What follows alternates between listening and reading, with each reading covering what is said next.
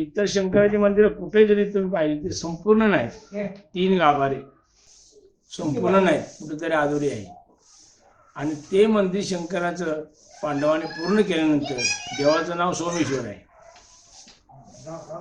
आणि नंतर मग त्यांनी आता म्हटले आपलं काम झाले वेळेच्या अगोदर. मग अलीकडे एक आंबा होता पण आता आंबा तो नाही आहे, त्याला विसावा आम्ही बोलतो. अजून जसं पालखी आम्ही जर नेली ना तर 100 मध्ये तिथं आम्ही लोक थांबतात. आता हा इतिहास काशीला सोमेश्वर महाराजांना कळला, काशी विश्वेश्वर.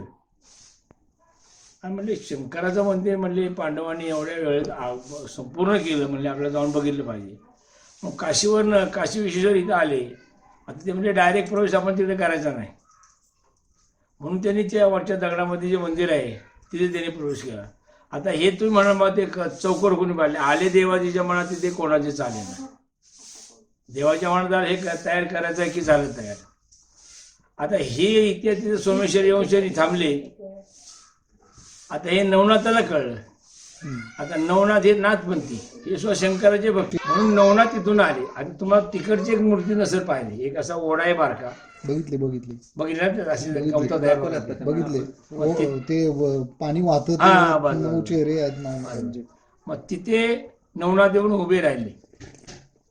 आता म्हणलं काय करायचं, एखाद्या वेळा म्हणजे काशीवरनं बी देव आलेत, सोमेश्वर इथं आहेत म्हणलं, तर ते दोघांचा मिलाप झाला असेल तर आपण मध्ये कशाला जायचं. पण त्यांना वाटलं आपण वरती जाऊया. आता वरती गेलं तर ते सोमेश्वराची मूर्ती आहे, काशी विश्वनाथ तिथे बसले. आणि ते इकडे फिरून मग उगत बाजूला तिचं तोंड आहे बघा, ती दिशा जी आहे ना पिंडीची अशी आहे. आणि वरचा जो जो आहे ना आपला आपण ज्याला गाभा बोलतो, तो तुम्ही जर उचलला तो उचलू शकतो. कुठला?